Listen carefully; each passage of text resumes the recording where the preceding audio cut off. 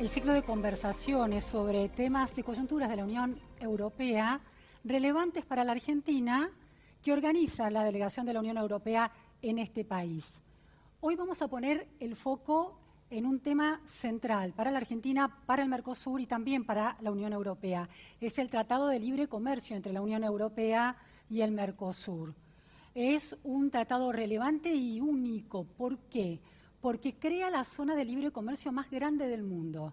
En esta entrevista de hoy vamos a estar deteniéndonos muy puntualmente en, los plazos que tiene este tratado para implementarse, en cómo está el avance, en qué beneficios, qué impacto tiene tanto para la Unión Europea como para el Mercosur y para la Argentina. Vamos a hacerlo hoy entonces en EU Talks, en este lugar tan particular que es la Fundación Andreani en la ciudad de Buenos Aires, en el barrio de La Boca. Bueno, los argentinos conocen este barrio y muchos visitantes extranjeros también.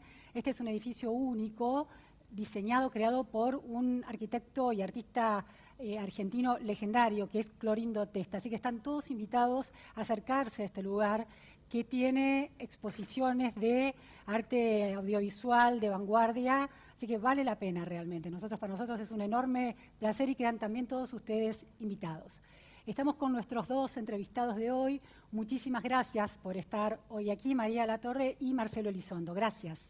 Muchas gracias a vosotros. Bueno, María llega directamente de España. Es la primera exportación de la Unión Europea. No, es un chiste, es una visita en unos días dedicados a analizar estos temas. Una profesional, una especialista muy relevante en esta cuestión, es profesora en la Universidad Complutense de Madrid y Research Fellow en la Universidad de Harvard. Ha sido seleccionada como experta nacional destacada en la Comisión Europea, en la Dirección General de Comercio en Bruselas. Pertenece al grupo de expertos en comercio internacional de la Comisión Europea, fue consultora del Banco Mundial y del Ministerio de Industria, Comercio y Turismo, y para este ministerio ha analizado el impacto del Brexit en España y el Tratado Unión Europea-Mercosur. Así que, vamos a escucharte con enorme interés. Lo tenemos a Producto Nacional, Marcelo Elizondo. Marcelo es un especialista muy reconocido y muy consultado en comercio internacional y desarrollo económico. Actualmente es el chairman argentino y miembro del Executive Board Mundial de la International Chamber of Commerce, la ICC. Es consultor y asesor de empresas y organismos internacionales. Fue director ejecutivo de la Fundación Exportar, donde promovió la internacionalización de las empresas argentinas. Es autor de varios libros sobre competitividad y globalización, y su especialidad son las estrategias de exportación, los negocios internacionales y las políticas de desarrollo. Así que también otra voz clave en esta conversación. Marcelo, te quiero empezar planteando, en la Argentina se habla mucho del Mercosur y está muy discutido, y se habló mucho hace un par de años del acuerdo entre la Unión Europea y el Mercosur. 25 años de historia. ¿Por qué un acuerdo tan clave que va a crear esta enorme oportunidad de mercado demoró tanto? ¿Cuáles fueron los obstáculos centrales y los hitos en términos cronológicos centrales? El proceso negociatorio es muy complejo, en primer lugar porque son dos bloques muy disímiles, con intereses diferentes. Cuando se negocia un tratado de libre comercio, no solamente cada parte busca que le abran el mercado de la contraparte, sino busca condiciones beneficiosas para la defensa de los intereses propios. Y eso ha hecho visiones, realidades económicas, intereses, grados de desarrollo económico diferentes que se extienda el plazo. En segundo lugar, en Latinoamérica hemos tenido en el Mercosur muchos cambios políticos. Claro. Y en cada país de los nuestros ha habido gobiernos a favor, gobiernos no tanto. En tercer lugar, a diferencia de la Unión Europea, donde hay instituciones comunitarias, en el Mercosur no hay instituciones comunitarias y el Mercosur es un bloque en el cual cada país negocia por sí mismo, por lo que además había que conseguir un consenso interno dentro del Mercosur entre los cuatro para luego ir a negociar con la Unión Europea. Bueno, es una negociación muy compleja, como has dicho, sería la zona de libre comercio más grande del mundo y afortunadamente parece que estamos cerca de un buen final. Estamos venciendo las resistencias. María, desde tu perspectiva, saquemos la palabra obstaculizó, pero ¿por qué la demora de tantos años? ¿Tiene que ver con esto que señala Marcelo de los intereses encontrados por ahí de las naciones que integran cada bloque? ¿Y cuáles son los momentos claves de ese acuerdo y lo que sigue hacia adelante en términos de plazos? Bueno, yo diría que un gran momento clave es porque hay que pensar que son acuerdos, en el caso de los que firma la Unión Europea en general, son acuerdos que tienen numerosos capítulos. Muchas veces pensamos que el comercio son solo exportaciones de bienes, pero un acuerdo como este y en general los que firma la Unión Europea son acuerdos muy complejos, tocan muchas cuestiones, los servicios, la inversión, pero el comercio digital, las pequeñas y medianas empresas. Son muchas las cuestiones que se tratan, lleva tiempo, ha habido todo ese proceso sin duda que ha descrito Marcelo, pero a la vez yo pienso que el momento clave es ahora, sinceramente, porque el panorama internacional es muy propicio y casi necesario, ¿no?, que bloques que tienen en común una gran parte de cultura, una gran parte de visión en favor de la democracia, de valores importantes, pues en el momento actual realmente por el panorama internacional tan fragmentado es un momento, yo creo, muy propicio para que sea el último de los momentos y pongamos en marcha este acuerdo histórico.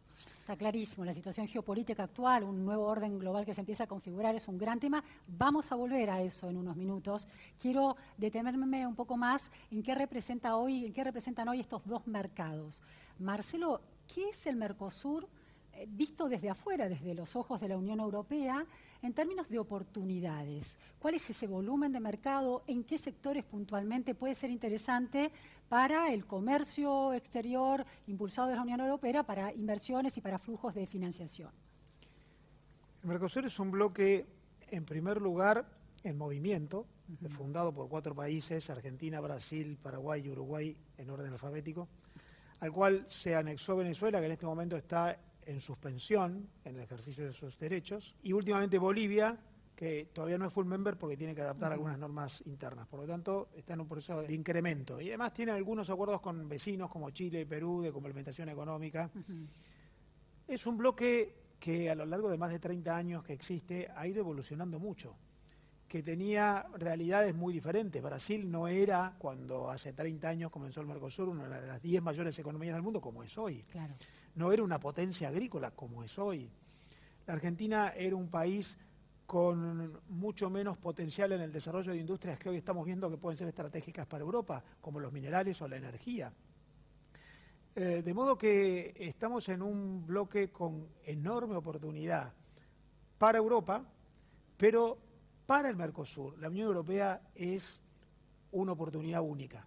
Un mercado de casi 500 millones de consumidores con altísimo poder adquisitivo, que además tiene empresas con culturas similares a las nuestras, si bien con grado de desarrollo y dimensión y escala diferentes, con un marco institucional, una cultura institucional de la cual provenimos que es similar, del derecho romano, por lo que yo creo que hay enormes oportunidades en términos de integrarnos económicamente, de aprovechar comercio, inversiones, integración en cadenas de valor, generación de ecosistemas comunes. No hay que pensar el comercio internacional en dos bloques que se integran solamente en términos de voy, vendo, cobro y vuelvo, sino en procesos dinámicos de alianzas, de aprendizajes mutuos, ¿no? Y de procesos que van autoalimentándose.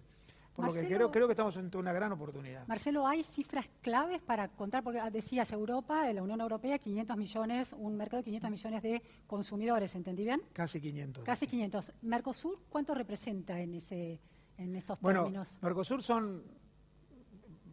nosotros tenemos 45 millones de habitantes en Argentina, Brasil tiene algo más de 200 millones, y después Uruguay y Paraguay, que son un poco más pequeños. Uruguay tiene menos de 4 millones y Paraguay 250 millones de consumidores. Pero yo miraría también el potencial de la alianza en términos de plataforma hacia terceros. El mundo está profundamente geopolitizado y está fraccionando los negocios en términos de comercio, inversiones, alianzas, cadenas de valor. Por lo que también pensaría que la integración de un bloque Unión Europea-Mercosur puede ser, además de lo que seamos entre nosotros, una plataforma para hacer negocios con terceros. Bien, vamos a volver a eso, Marcelo. María, desde la Unión Europea, este mercado de 500 millones de consumidores es impresionante. La misma perspectiva te pido que le planteaba a Marcelo, si tenés que contarle a los decisores de políticas públicas en el Mercosur y a la gente, ¿qué tiene para ofrecerle la Unión Europea a esta economía del Mercosur?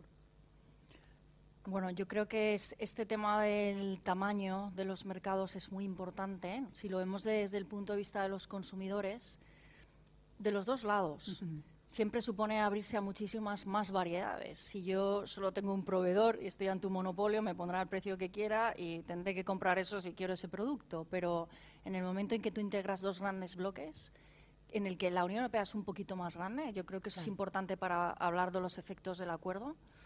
Pero desde el punto de vista de los consumidores, realmente les das acceso a una mayor variedad en la que ellos pueden elegir. Pero será mucho más barato importar desde Europa para los consumidores de Mercosur y a la vez para los consumidores europeos respecto a los productos, servicios, inversiones, cantidad de transacciones que se pueden hacer, ¿no? Porque hemos dicho que el acuerdo es mucho más que comercio. Yo creo que eso es interesante que lo tratemos también, ¿no? Entonces, ahí las oportunidades se multiplican, digamos, con mercados tan grandes. Y yo creo que es interesante señalar en este sentido que la mayor parte de los estudios derivan que todos los firmantes de Mercosur ganan, o sea, del Acuerdo Unión Europea-Mercosur. Sí. Encontramos en todos los estudios que yo me he podido trabajar, analizar, encontramos que todos experimentan un incremento del PIB, mayor exportación, mayor producción de esos productos que se exportan, mayores empleos. ¿Está cuantificada ese aumento? Lo puedo decir para Argentina, que sé que recuerdo muy bien. Lo puedo decir también para la Unión Europea. Sí. En el caso de Argentina, estimamos, en un estudio que preparé yo, que has mencionado con anterioridad, para el Ministerio de Industria, Comercio y Turismo, un aumento del PIB argentino, un aumento que sería desde que entre en vigor el acuerdo, bueno, me corrijo, desde que realmente se ha desplegado todo lo que se ha acordado, cuando ya se han reducido todos los aranceles, se han bajado todas las barreras, digamos, entre las dos zonas. Una vez implementado eso, estimamos que el PIB argentino, y concuerda con otros estudios también, crecería un 0,5% solo el acuerdo, luego a la vez ocurren muchas cosas en economía, pero todos los años de ahí en el futuro un 0,5 permanecería ese tirón, porque en el fondo tú has, digamos, tirado, por así decirlo, eliminado unas barreras que permiten a muchas empresas poder acceder a unos productos, a muchos consumidores demandar esos productos. Claro. Y una cosa bonita que estábamos diciendo con el tamaño, que yo creo que es interesante resaltar, y es que los estudios derivan que en los países de Mercosur el impacto es más positivo, porque Europa es un poco más grande en términos de consumidores, de habitantes. Tiene un mercado interno de alguna manera vigoroso. Sí. A ver, Mercosur es uno de los mercados más grandes del mundo. No con eso quiero decir que sea ni mucho menos pequeño, porque es enorme. O sea, que para Europa también es un gran mercado. Pero el hecho de que el otro lado del Atlántico sea algo más grande significa que proporcionalmente hay más oportunidades en términos comparativos y se ve en un mayor incremento del PIB para todos los firmantes de Mercosur.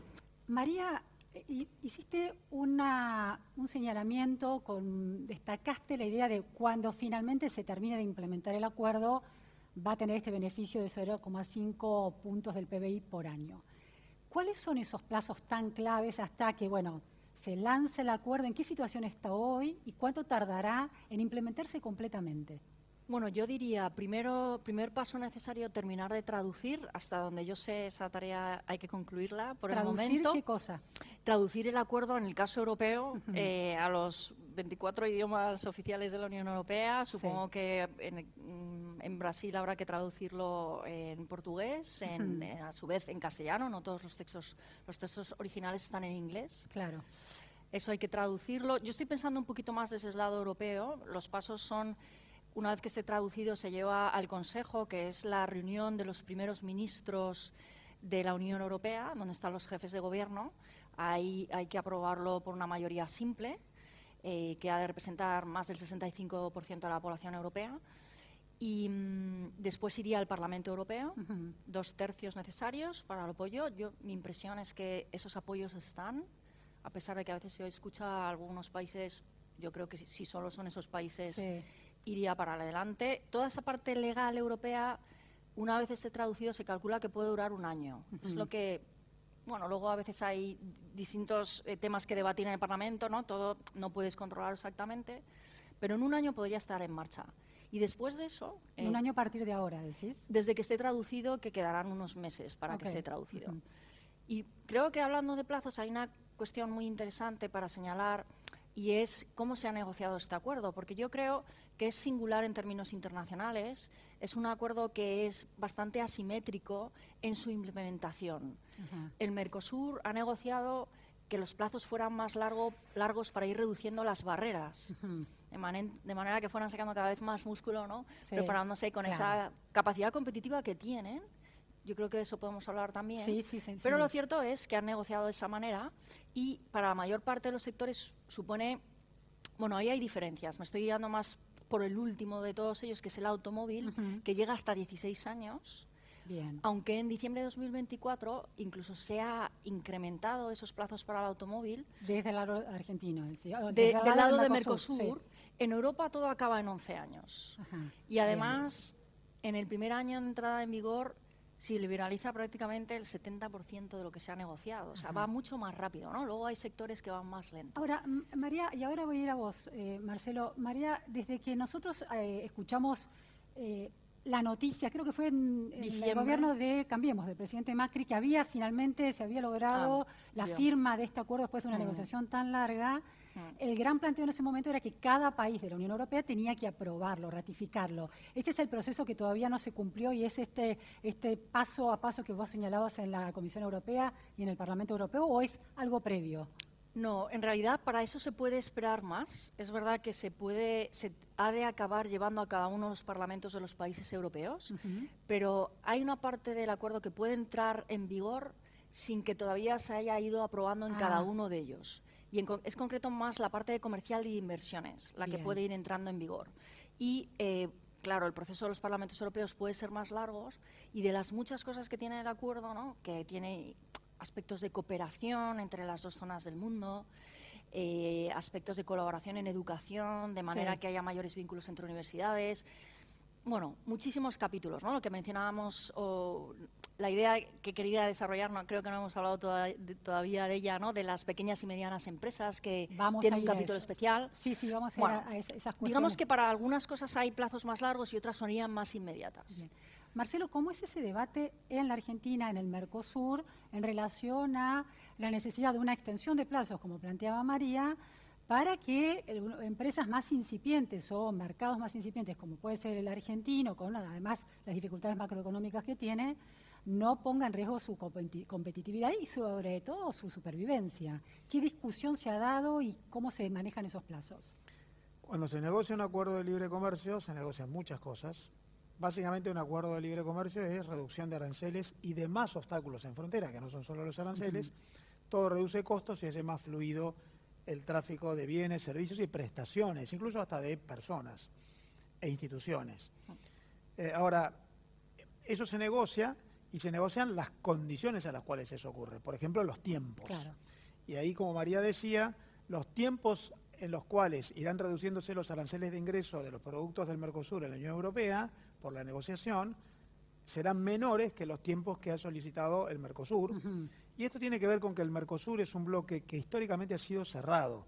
Claro. El Mercosur es un bloque entre 4 países que se integró sobre sí mismo y que tiene muy poca práctica competitiva externa. Entonces, este es el primer tratado de libre comercio, ¿no?, que firmaría el Mercosur. Es el primero de la significación que tiene el acuerdo con la Unión Europea. Tiene algunos otros acuerdos en el marco de lo que se conoce como ALADI, que es un gran pacto latinoamericano, por ejemplo con Chile, con quien tenemos virtualmente libre comercio, pero de ninguna manera estamos ante algo de la dimensión del acuerdo de Unión Europea-Mercosur.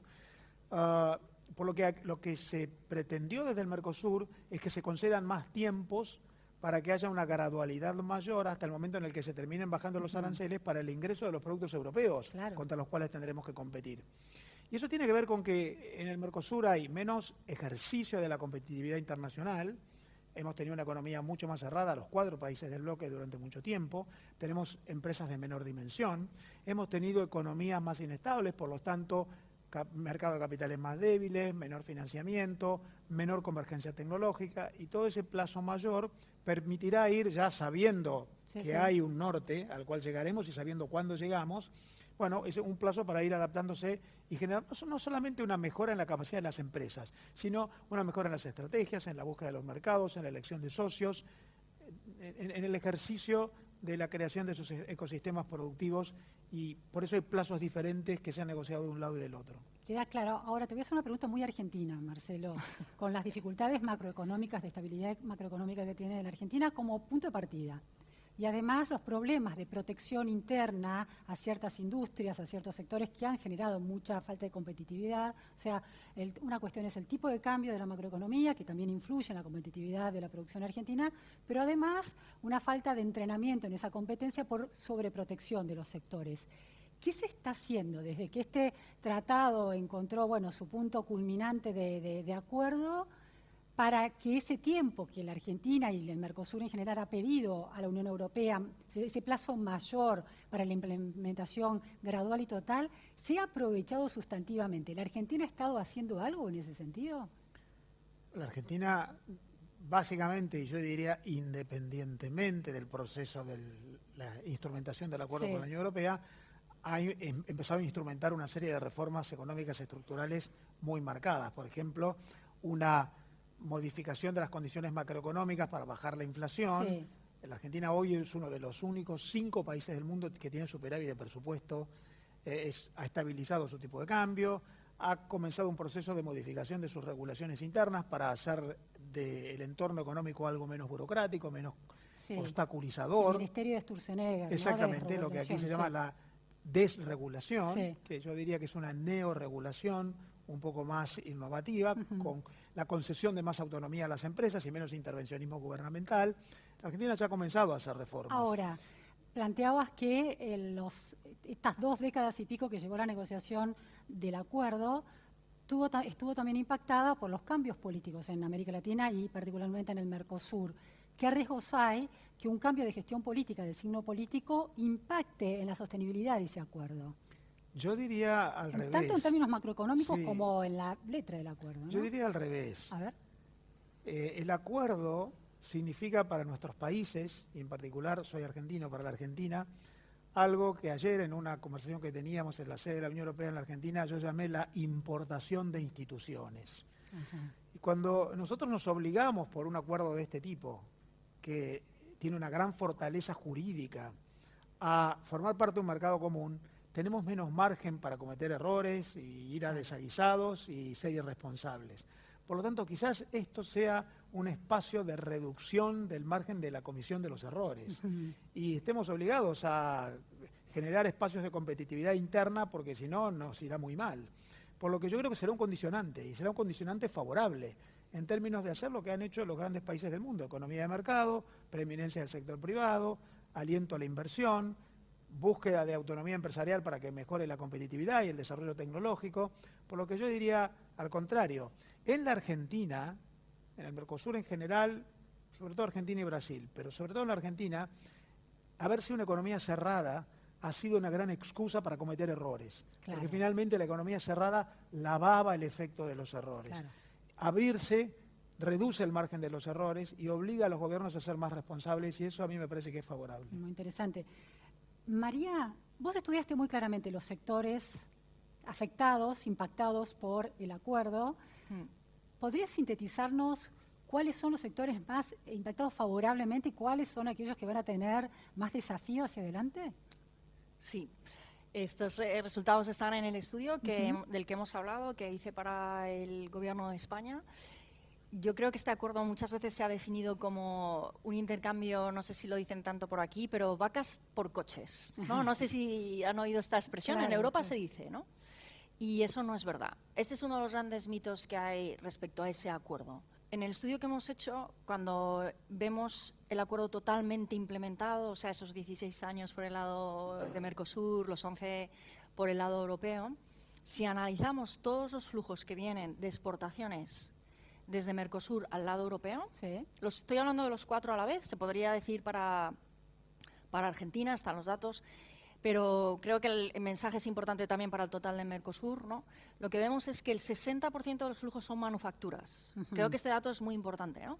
Pero es que el 25% son servicios, que muchos estudios ni siquiera tienen como en su scope, iba a decir, ¿no? En realmente analizar lo que pasa en los servicios, pero realmente este sería el primer acuerdo que firma Mercosur que incluye servicios, y eso es muy importante. Lo que está subrayando es que el Mercosur no es simplemente un exportador de materia prima. Exacto, porque la materia prima estaría más en ese 15% que nos queda de productos que no son tan elaborados, aunque a mí me ha encantado escuchar, ¿no? Como explicaba el señor Elizondo, ¿no? que hay una agricultura muy competitiva en Mercosur, ¿no? Y muy sofisticada, aunque luego sea para exportar grano, pero no se hace de cualquier manera. O sea, que no quiero decir que vacas o algo agrario sea... Pero lo que sí que quiero decir es que hay mucho más, ¿no? Sí, es más sofisticado que eso. Exacto, y en esto tal vez nos han dado una impresión errónea. De todos esos flujos, de los que he dicho 60% manufacturas, 25% servicios, un 10,3% son servicios a empresas.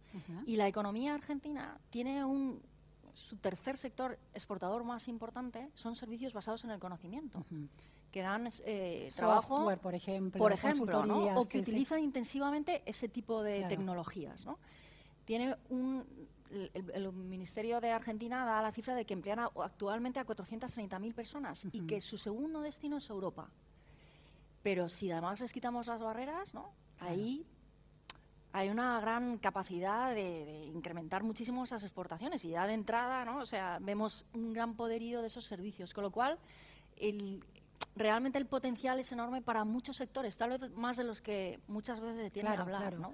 Interesante lo que plantea María en relación a este prejuicio de la Argentina va a ir hacia la primarización, un regreso a la primarización del siglo XIX, ¿no? Permítame que le dé otro dato, disculpe, pero es que creo que es muy importante también. Nosotros estimamos que todos los sectores, el total agrario y el manufacturero crece después de este acuerdo, produce más, ¿no? O sea, ahí hay un mito de me van a invadir, que a mí alguna vez me ha recordado el caso español cuando entrábamos a la Unión Europea, que había voces agoreras diciendo nos van a barrer del panorama porque nos daban como miedo. No ocurrió eso, y pienso que Argentina tiene músculo como para encontrar su vía totalmente con este acuerdo.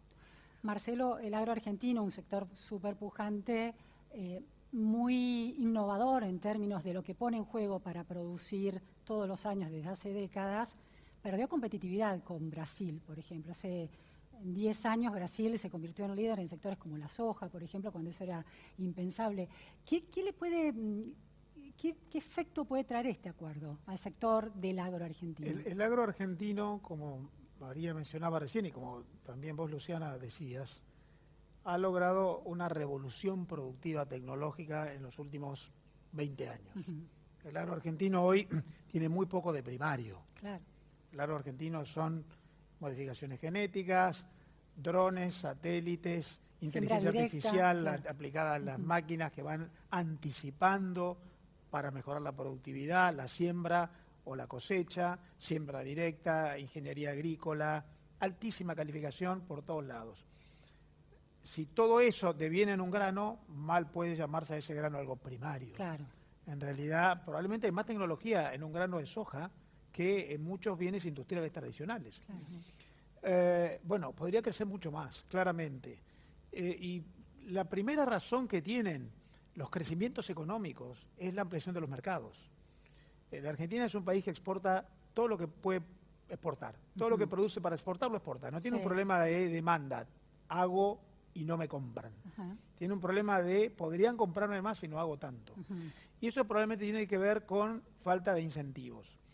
Incentivos para producir mejor. Vos mencionabas hace unos instantes, el agro argentino ha perdido competitividad contra Brasil.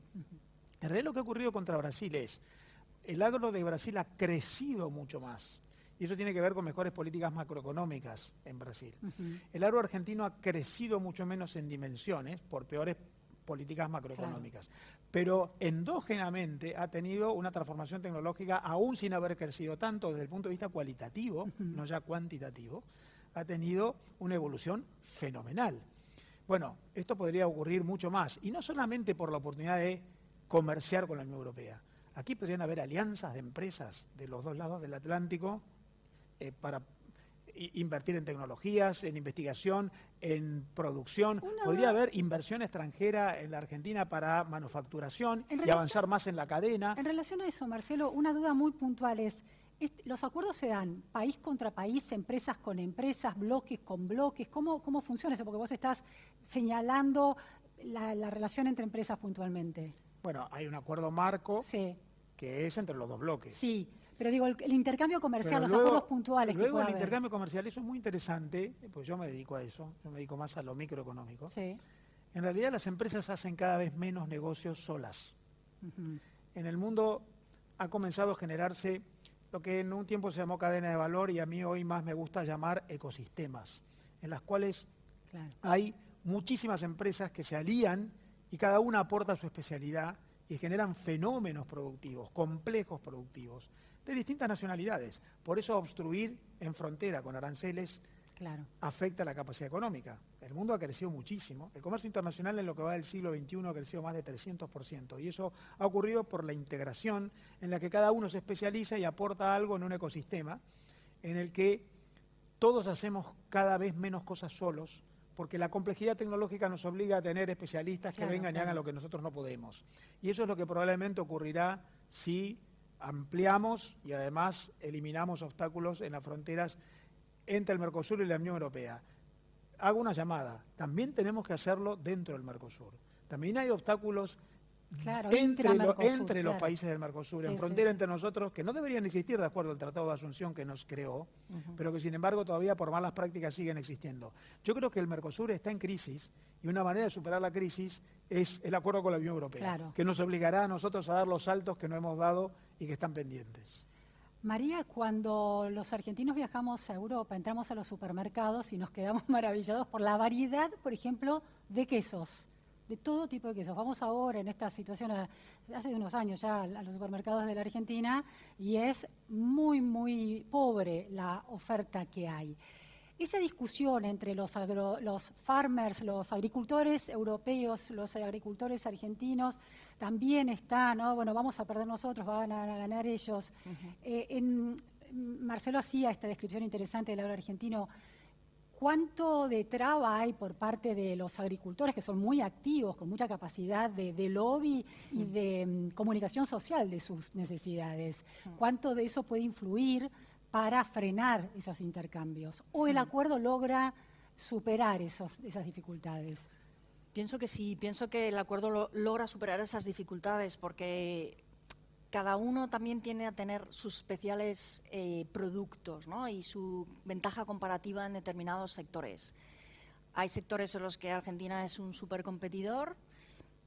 El mercado europeo es enorme, de todas formas, o sea, supone mucha cancha. Y hay productos que a lo mejor no están en Argentina, pero sí que están en Europa. Los que también hay agricultores que se alegran con este acuerdo. Esos no Ajá. salen a las calles. Lo que pasa es que Interesante. hay algunos que salen a las calles y hacen mucho ruido. Son muy activos, claro. Son muy activos y se organizan bastante bien. Entonces, hay sectores y sectores, ¿no? O sea, hay...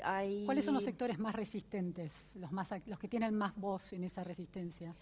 Pienso que sectores como el bovino arma mucho jaleo, pero en realidad Europa es un exportador neto de bovino, no tiene un problema de competitividad tampoco. Claro. Por otra parte, el tipo de carne que viene desde Mercosur a Europa nos gusta mucho a los europeos porque es un corte especial, de carne de alto nivel. Nosotros exportamos tendemos a exportar más otra que no es tan demandada en Europa. Claro. En ese sentido hay para todos. O sea, sí, hay distintos nichos de consumo. Exacto, Sí, y luego hay productos como el aceite de oliva, pues que España, yo lo pienso por mi tierra, el Claro. sur de España, ¿no? Que es muy competitiva y que supondría una oportunidad de ser más adquirido, más barato y mayor variedad, ¿no? En países de Mercosur, ¿no? Entonces, hay unas complementariedades muy interesantes, pero a veces hay sectores que se saben movilizar y parece que Claro. todo les va a ir mal, pero yo pienso que eso está un poquito sacado de contexto y es demasiado, no es real ese peligro así de supervivencia, no es Vale real. la pena la aclaración. No es real. María, planteaste el tema de las pymes, que en la Argentina también es un gran tema. ¿Cómo sobreviven las pymes? La Argentina tiene problemas en esa sobrevivencia de las pymes. Esta es una pregunta para cada uno, la misma pregunta para cada uno de ustedes. ¿Qué incentivo tienen las pymes y qué protección tienen en el mejor sentido de la palabra protección? Es decir, acompañar su ingreso a la competitividad en cada uno de los casos, del lado del Mercosur y del lado de la Unión Europea. Marcelo. Yo diría que la Argentina, que es una economía de pymes, claramente, hay más de 500.000 pymes, el problema de las pymes es que logran muy buenos productos en general, pero no han logrado escalar. Y no han logrado escalar porque precisamente han tenido escasez de mercados. Los mercados a los cuales pueden dirigirse no son mercados tan grandes como para justificar una inversión que les permita ese incremento en la dimensión. Claro. Por lo tanto, también aquí un acuerdo con la Unión Europea les puede permitir no solamente inversiones o socios o aliados, sino objetivos, prospectiva, estrategia. Las pymes necesitan hoy una mínima escala y un grado de dimensión que se compadezca con ser una empresa. Este es un mundo de empresas y no de productos. Hace no demasiado tiempo recorrí la Argentina con un embajador europeo que me decía, ¿cómo hay tantos buenos productos en cada rincón de la Argentina y ustedes no exportan más? Y la respuesta mía es que en la Argentina hay muy buenos productos, pero no hay empresas que han logrado la escala suficiente como para competirse competitiva internacionalmente. Claro. Bueno, la pyme no tiene por qué dejar de ser pyme. Las pymes pueden ser micromultinacionales. Pueden seguir siendo pymes, pero en alianzas, en plataformas, en cadenas de valor, tener éxito yendo más allá en los mercados. Y yo creo que allí hay una oportunidad con la ampliación de los mercados. Bien. María, ¿cómo es el tema? ¿Es un problema y un desafío en la Unión Europea para las pymes? Nosotros, Europa, somos una zona también de pymes. Ya nos gustaría a veces ser más grandes. Pero justo este acuerdo tiene uno de esos capítulos que mencionaba antes, que es de pymes, y puede ser un gran impulso para ellas porque lo que se ha negociado es que haya una única web en la que tienen toda la información, donde pueden entregar su documentación y les estamos facilitando enormemente todas las transacciones que pueden ser una barrera como lo son hoy para muchas de ellas. La barrera burocrática en ese sentido. Absolutamente, ¿no? Y de información incluso, ¿no? Entonces, ese tipo de cortes burocráticos, ¿no? de reducir esos costes, ¿no? Sin duda es un impulso enorme para que se aprovechen muchas más empresas del acuerdo, empresas que hoy no puedan entrar en este juego de invertir, de entrar en los ecosistemas que mencionaba Marcelo. Es una gran oportunidad, sin duda. Bueno, y dos últimas preguntas, una para cada uno. En relación a la Unión Europea hay un preconcepto que se confirma en algunos casos, no necesariamente siempre, de que es una comunidad de países hiperregulada. Entonces, ¿cuánto de ese preconcepto puede influir y puede condicionar la libre transacción de bienes y de tecnología interesante? Bueno, y de servicios. En ese sentido, no hemos hablado mucho de uno de los grandes pilares del acuerdo, que es el de la cooperación. Este acuerdo tiene un tema de comercio, inversión, tiene otro pilar grande que es el diálogo político entre las partes, que puede ser muy relevante en este mundo que estamos diciendo que estamos viviendo un poco de grandes cambios rápidos, y tiene otro pilar tercero que es la cooperación. En ese sentido, es un gran instrumento, justamente pienso que es una gran ayuda si me encuentro una dificultad con cómo mis productos pueden cumplir con una regulación.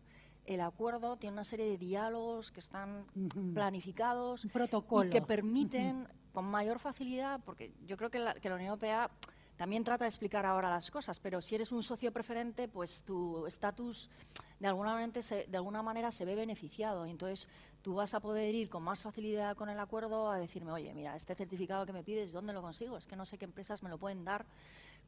O cualquier otro tipo de ayuda más técnica, tal vez, ¿no? Y en ese sentido el acuerdo también contempla una ayuda de 1.800 millones de euros, que no está mal, para todo Mercosur, para ayudarles para ofrecer un apoyo financiero en temas de adoptar mejores tecnologías. Por ejemplo, ¿qué tipo de tecnologías? En especial renovables. Renovables y más relacionadas con el cambio climático, ¿no? Europa ha hecho un gran esfuerzo, ya digamos que tenemos bastante experiencia. Entonces, no solo estamos dispuestos a cooperar técnicamente, de intercambiar conocimientos, sino también de dar pues una ayuda para poder invertir, ¿no? En Me interesa ese punto, porque otro de los mitos es, bueno, se organiza en torno al tema de los estándares medioambientales. Desde la Unión Europea, muchos sectores plantean que América Latina, que el Mercosur tiene menores estándares medioambientales, entonces costos más bajos. desde América Latina se plantea, o desde el Mercosur, que la Unión Europea pide la elevación de unos estándares que va a implicar unas inversiones y costos más altos para adaptarse a esos. ¿Cómo funciona esa conversación en cada uno de los bloques? Ahí habrá que discutir. Mi opinión personal Sí. es que efectivamente la Unión Europea tiene una tendencia un poco más regulacionista que la que me gustaría. Me retraso a la pregunta anterior que le hiciste a María. Sí. En ese tema también, en el medio ambiental y también. en el tema ambiental claramente, porque yo no creo que estemos tan lejos, la Unión Europea y el Mercosur, en términos de nuestras capacidades de garantizar valor, por ejemplo, en términos ambientales, Sí. y en otros, sanitarios, de seguridad, Claro. de performance de las empresas. Quizás a donde tenemos que ponernos a discutir más claramente es cómo certificamos. Y allí es donde el regulacionismo puede hacer que estemos discutiendo el detalle en lugar del fondo. Pero este es un tema en el margen. Sí, se va a avanzar. Me parece que efectivamente habrá que discutir. La verdad es que en el Mercosur en general, y quizás debería decir en la Argentina en particular, porque hay algunos otros temas que son de más difícil discusión, por ejemplo la cuestión de la Amazonia, Sí, en Brasil, claro. allí es más Que difícil. hubo un enfrentamiento geopolítico entre el presidente Macron de Francia y Bolsonaro cuando era presidente. Pero Infundado, en mi opinión, Infundado. el fondo de esto. Perdón que interrumpa. Adelante. Sí, por favor.